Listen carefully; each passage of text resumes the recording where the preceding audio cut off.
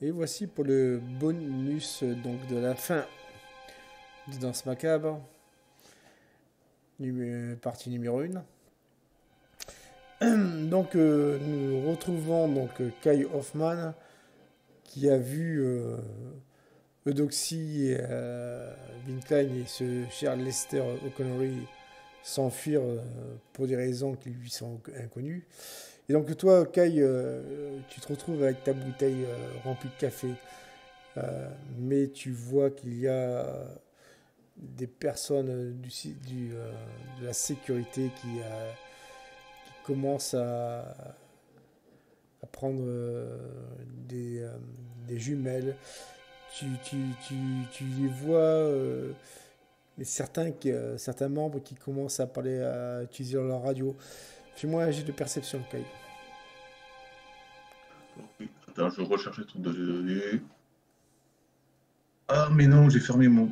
Oh, c'est pas grave. Alors, j'ai fait 88. Je pense que c'est raté. C'est J'ai rare. plus ma fiche devant les yeux. Perception, Kai, tu as. Perception, tu as 50. Donc, forcément. Ouais. Ah, non, c'est raté. Alors, tu les vois qui commencent à téléphoner, enfin, surtout un qui. Et, euh, et tu vois donc une voiture qui commence à entrer donc dans cette cour de manoir. Ce que tu vois, c'est que c'est une sorte de humeur. C'est les voitures américaines, quoi. Hein. Ouais. À cette voiture, il y a un homme qui descend. Tu n'en reviens pas. C'est le grand patron, vraiment, patron international qui n'est autre que Jonathan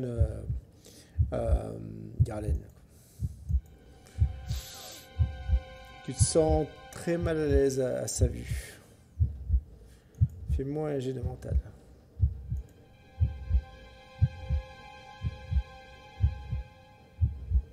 Réussi. Réussi. Tu es donc face à cette personne qui discute avec comment dire, avec les membres de la sécurité. Il semble même les féliciter. Et bizarrement, ça te laisse un petit répit. Tu es, comme qui dirait-on, toujours avec ta bouteille, près de la sortie, je précise. Et genre, tu es à 5 mètres de la sortie, eux, ils sont à quoi, 40 mètres de toi, quoi. Que fais-tu? Est-ce que tu te diriges directement à la sortie? Ouais. Je vais partir. Ok, tu pars sans demander ton reste. Euh, Tu arrives au niveau du portail, il y a une sorte de planton là, qui a son petit local. Il te reconnaît. Ah, monsieur Hoffman, vous partez déjà? Fais-moi un jet de social.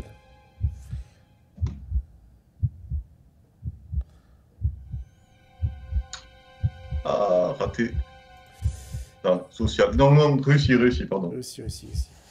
Alors, Oui. J'ai ma soeur qui vient de m'appeler, elle a besoin de moi. votre Je dois soeur a partir. besoin de vous. Comment ça? Tu vois qu'il réfléchit. Il va faire un test. Ok. Oh merde, mon excuse. Euh, Ah oui, il réfléchit, il commence à pianoter au niveau de son ordinateur. Et puis il te regarde. Oh, excusez-moi, monsieur Hoffman, peut-être que vous voulez sortir, mais vous voulez sortir à pied. Bon, bah, écoutez, faites comme vous voulez, mais le mieux c'est que vous prenez votre voiture quand même. Bah ouais, je suppose. Oui, bah, je vais vers le parking, je prends la voiture. Si tu vas dans le parking, tu vas être obligé de revenir vers le manoir. Ah merde. Il s'avère de me rechercher, les gardes. Attends, c'est une question au PNJ ou à moi? Non, non, à toi, à toi, à toi. Oui, donc. Euh, ils ont l'air surtout de discuter avec le grand patron. Et pour l'instant, tu les vois pas, comment dire, être agressifs envers toi. Néanmoins, tu vas me faire un jet de perception.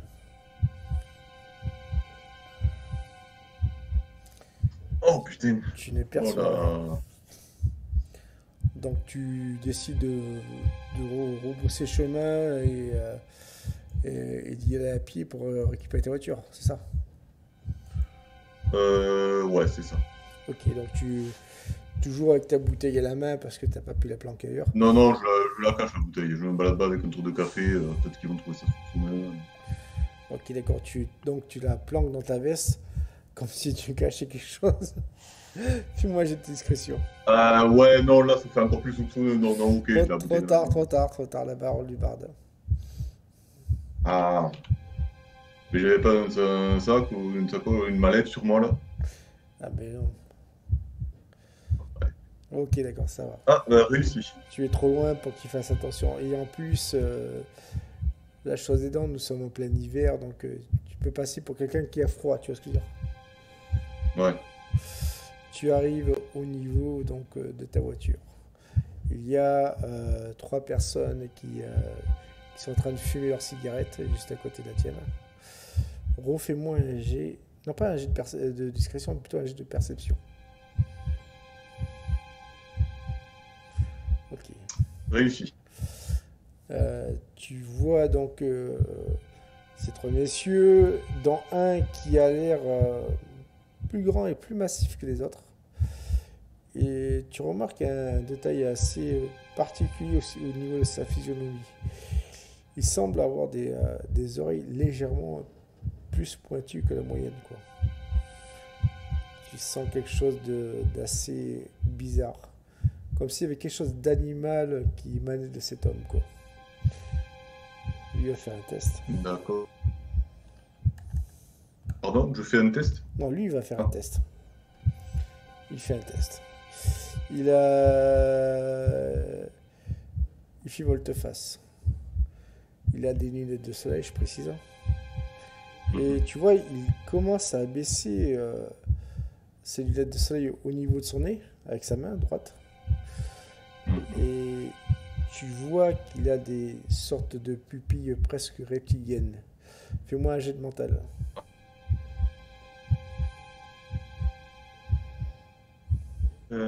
Ah, raté. Ok, tu es pas bien, tu sursautes. Et tu vois des hommes qui commencent à prendre soin de son téléphone. Que fais-tu? Des hommes en prendre son téléphone. Ah, ils sont juste à côté de la voiture? Ouais, juste à côté de la tienne. Ok, ben hop, je me bats, je me retourne, je m'en vais et j'essaie de prendre une sortie de secours et cette fois-ci je me barre. D'accord. Je vais te demander de faire un dernier test. Ça va être un test de survie.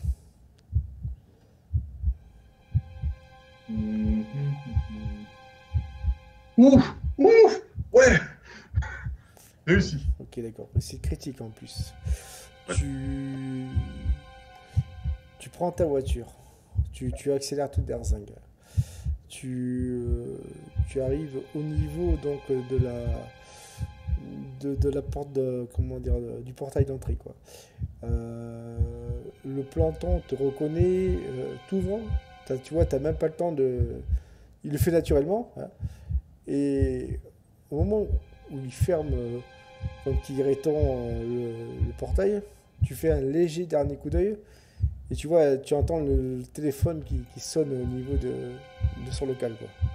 Mais tu te retournes pas, tu accélères, quoi. Tu roules pendant plusieurs kilomètres.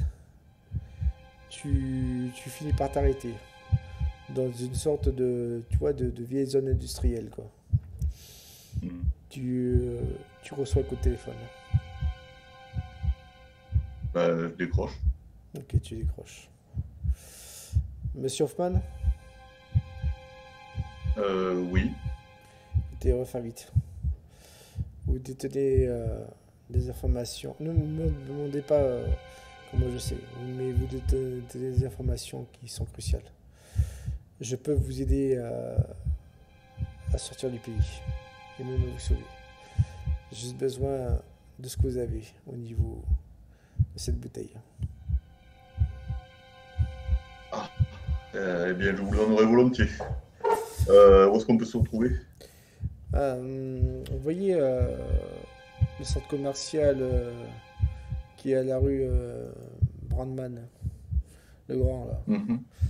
Et je serai dans sur le banc qui est juste en face du magasin de jeux vidéo. D'accord. Vénite. Et qu'est-ce que je peux avoir comme garantie que ce n'est pas un piège et que vous ne faites pas partie de la sécurité de ma boîte et que vous ne voulez pas me choper? Vous n'en avez aucune. Mais Hmm. je serai vous, je ferai très vite. Et il raccroche. Très bien. Ben, je vais au centre commercial qui m'a dit, devant le magasin de jeux vidéo. Ok. Je m'approche prudemment, j'essaie de voir s'il y a quelqu'un qui attend. Tu t'approches Il est prudemment. seul. Tu t'approches prudemment. Tu as presque une attitude suspecte. Tu vois ce que je veux dire? Et ça, tu vois, ça réveille presque l'attention des vigiles du centre commercial.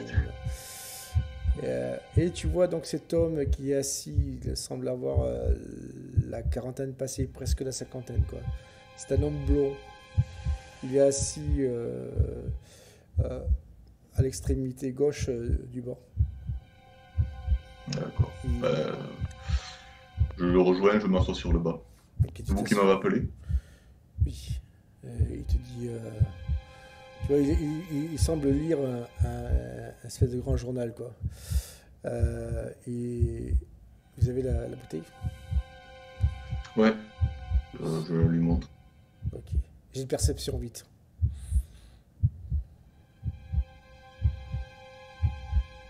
Ok. Raté. Raté. Tu lui montres la bouteille. Il. Bon, Ouais, et quoi? Non, non, tu lui montres la bouteille. Ouais. Et il commence à, tu vois, à, à prendre son journal et à faire le geste, tu sais, pour la planquer, quoi. Mhm. Tu lui laisses la bouteille? Prendre la bouteille? Comment vous devez me faire quitter le pays? Je remets la main sur le journal. Euh, Nous avons beaucoup de moyens. Ce soir, d'abord, je vais vous emmener dans une planque sûre.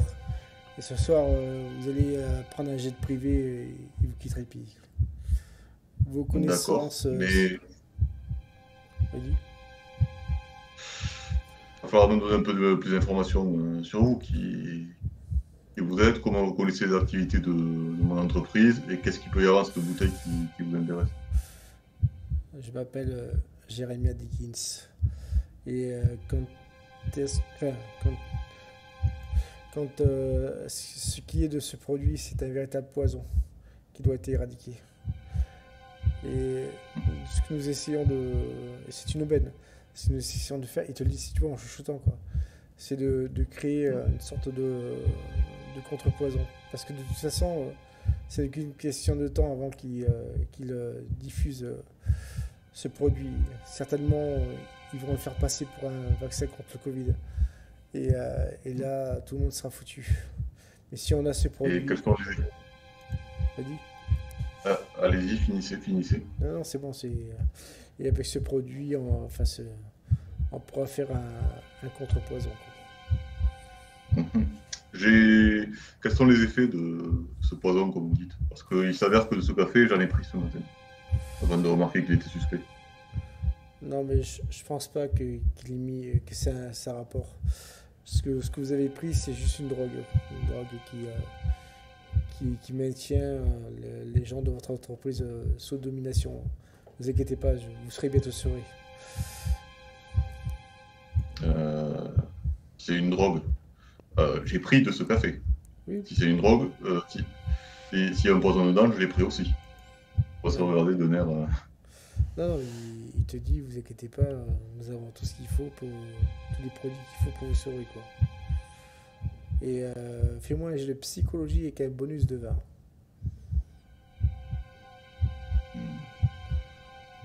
Ouais. Et Réussi. tu vois qu'il est réellement sincère dans ce qu'il te dit, quoi. D'accord. Bon, je vais pas lui poser plus de questions.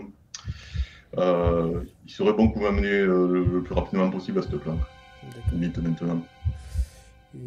Il t'amène à la planque, enfin, d'abord dans sa voiture. Tu vois, il conduit, puis vous finissez par arriver à côté d'un pont, un vieux pont, tu sais, comment dire, un pont de chemin de fer facile avec plutôt un tunnel de chemin de fer.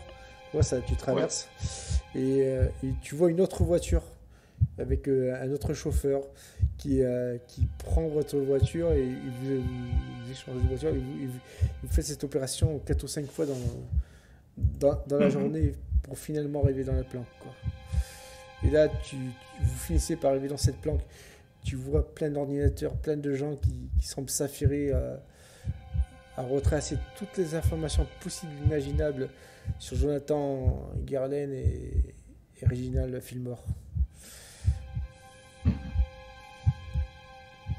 Vous finissez par arriver à l'aéroport le soir. Vous êtes 6 personnes. Il y a d'autres scientifiques que tu reconnais qui sont censés être portés disparus par le grand public, par les médias si tu préfères. Et eux aussi te disent qu'ils ont découvert des choses très étranges au niveau d'Adviltech et de la Fimicocène. Ah ouais, très étrange, ça vous pouvez bien le dire. L'avion finit par arriver. Tu vois, c'est une sorte de petit jet privé de ligne, quoi.